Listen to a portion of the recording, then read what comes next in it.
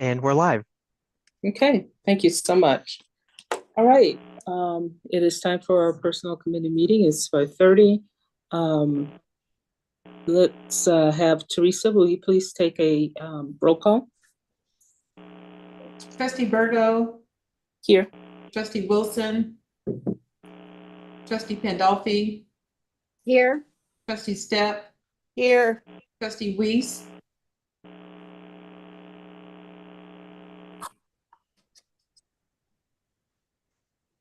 So she's talking.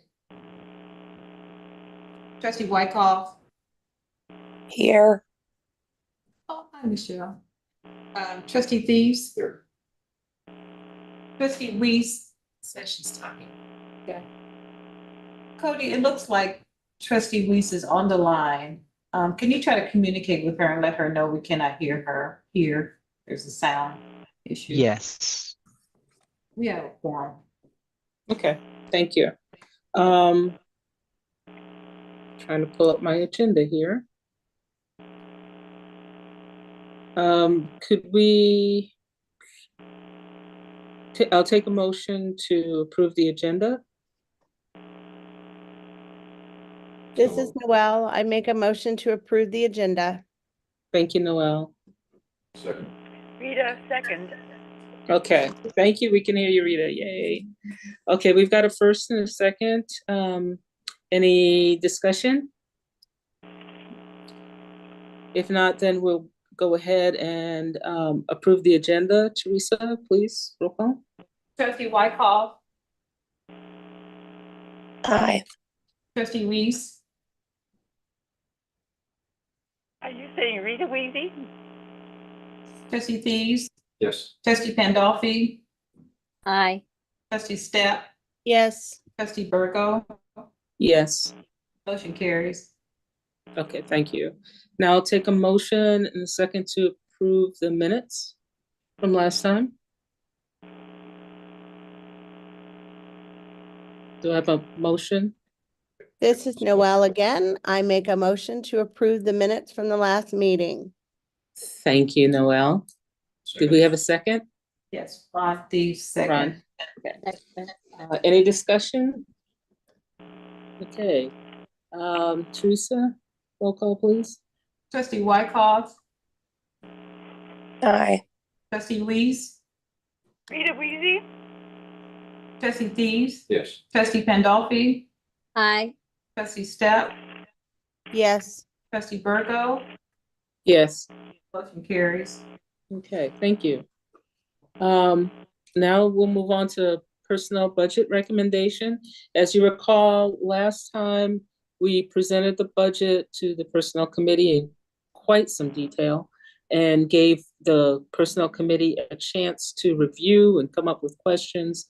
I to date have not had any questions back from individual board members. I'm not sure if Aaron has as well, but that doesn't preclude you asking questions now.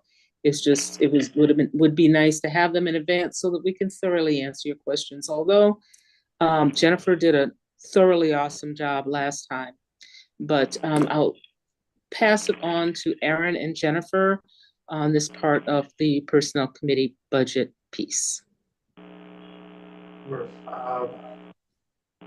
Thank you. We are prepared to answer questions. I think if any of you have any additional questions, we're happy to answer them now. If not, we can give you again an overview of the budget itself and maybe talk about what it means in the context of budgeting for this fiscal year, what it means for the years to come.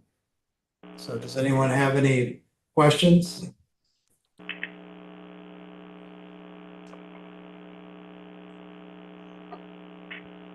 If not, I do think it's important that we kind of explain or elaborate on the context of this budget proposal. So it is correct that within this proposal, we've addressed the goals that were outlined earlier this year that were adopted by the board. And we think that the budget gives us the resources we need to deliver on those goals. However, Jennifer and maybe Jeremy can explain a little bit about what this budget affords us in terms of staffing and what our expectations are, needs in the future. There's some reorganization that's happened, but I think it's important that everyone here understands the expense of making these adjustments to our budget through attrition and without adding additional staff. So Jennifer, if you have some points that you want to. When we look at the budget and we did it in more detail last time, we talked about the cap on FTEs and the number of staff that we are allotted that are our benefits eligible staff.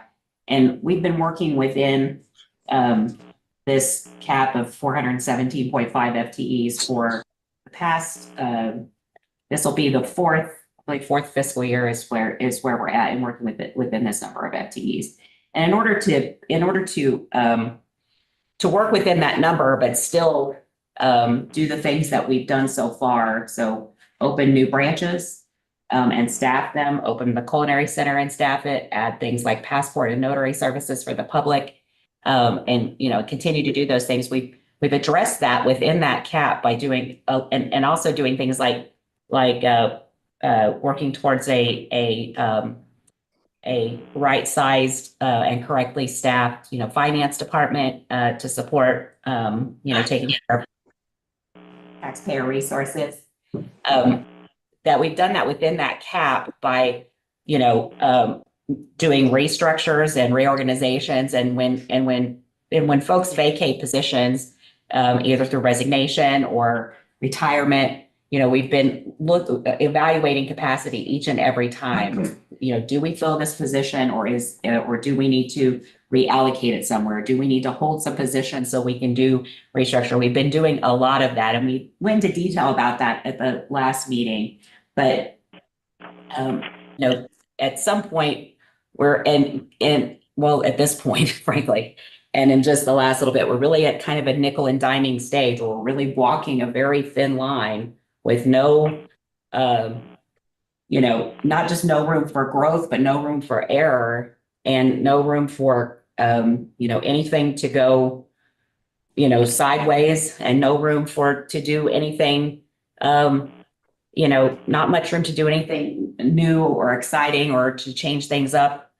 We are literally just walking we're really just walking a tightrope.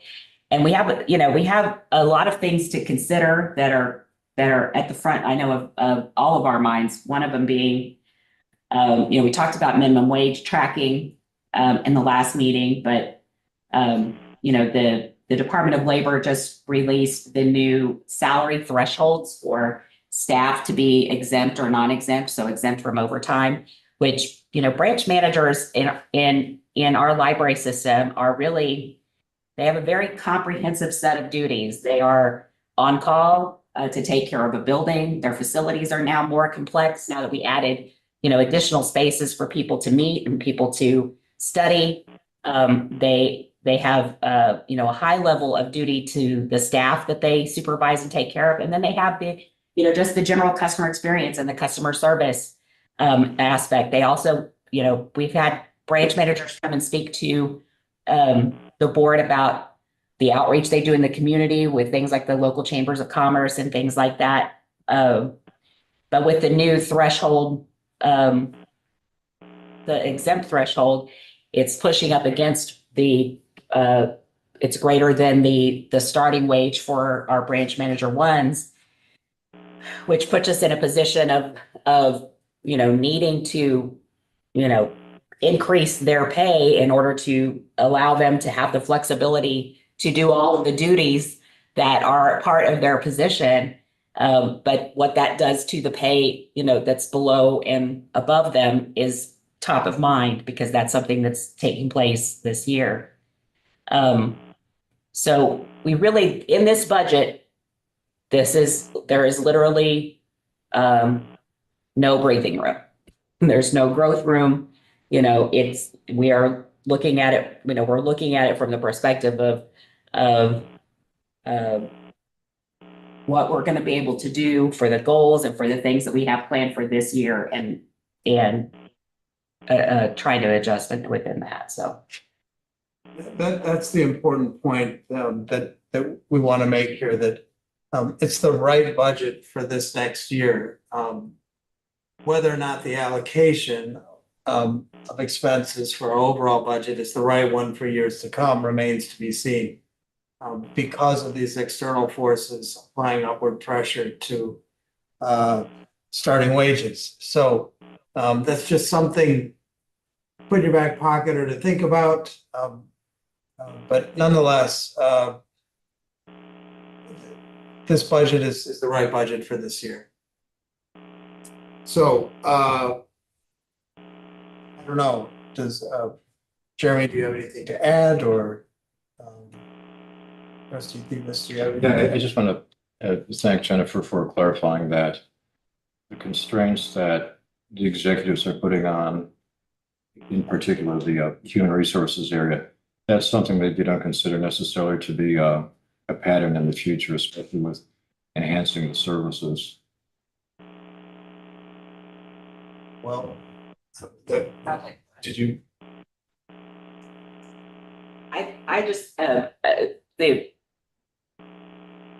we're in an interesting place here where we're doing, it feels like I know that we are doing some remedial work in staffing some areas that maybe didn't get considered in previous years, and I'm talking about going back 5, 7, 10 years, that when we were thinking about building buildings and doing these things, we weren't thinking about every piece underneath that would be necessary to support expanded buildings, expanded hours, expanded services. So, we have adjusted within that to try to get this, to get enough people with the right skill set we need for them to do. But,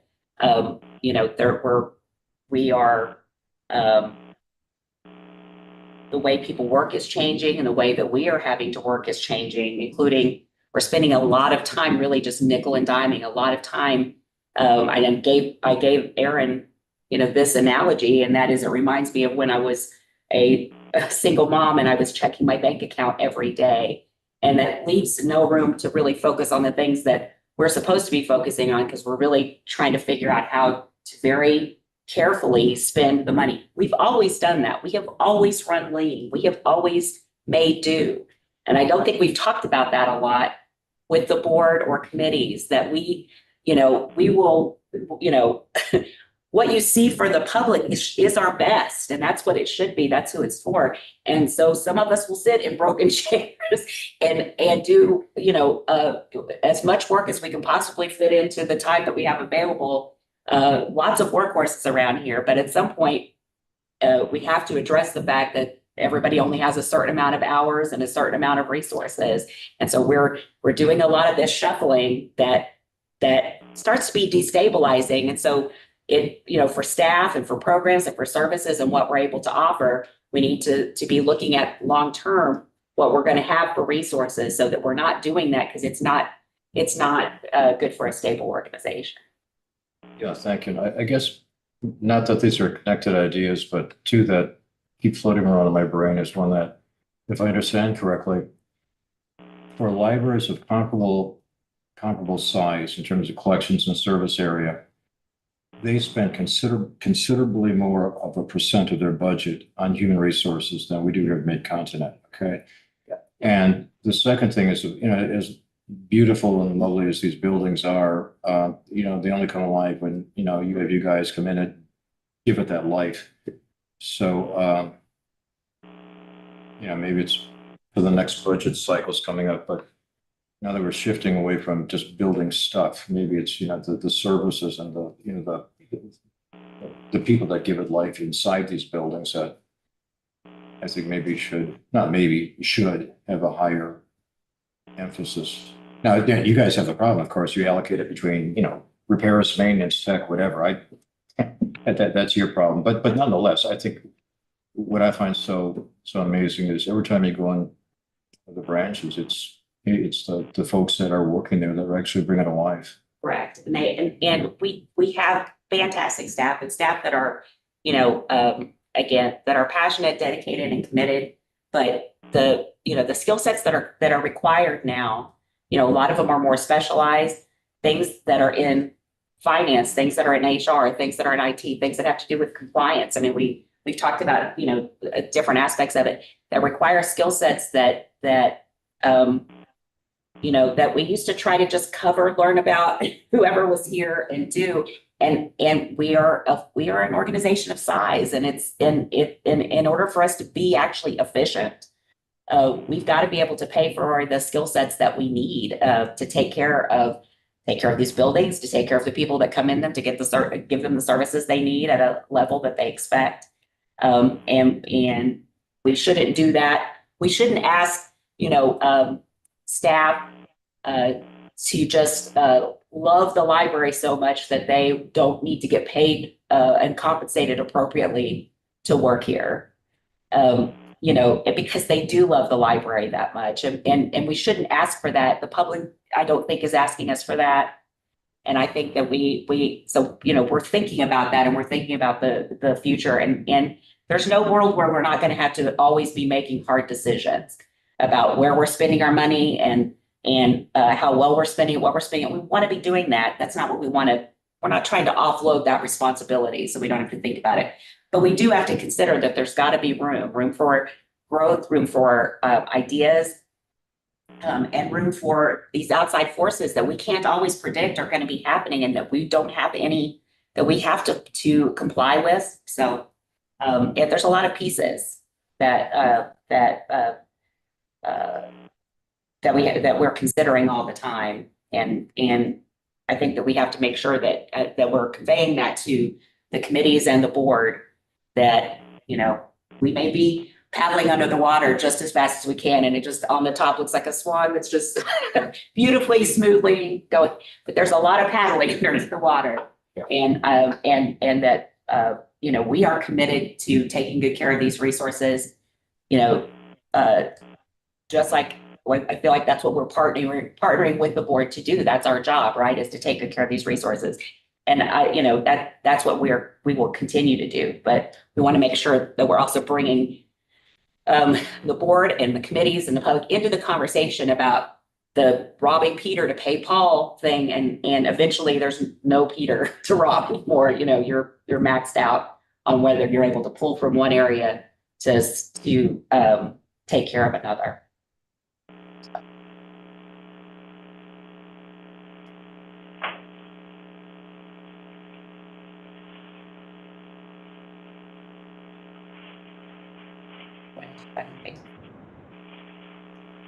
I think,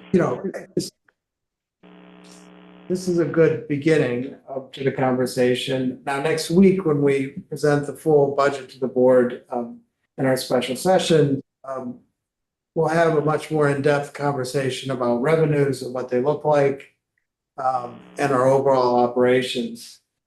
So you will get to see much more detail and really how each agency within Mid-Continent Public Library works with the other financially. So that, I believe, will be a very informative conversation. So I look forward to having it with you. Yeah. Don't have anything else on my end. Okay, are there any questions? If not, what we're wanting to do tonight is make a recommendation to the full board to adopt, oh, there it is, approval of, let me get to the bigger screen here. Approval of the recommendation to the full board to adopt the personnel components of the proposed 24 to 25 budget. It's important for me to recognize that this is not approving the budget per se, but recommending it to the full board. So if there are no more questions, I'll take a motion to do so.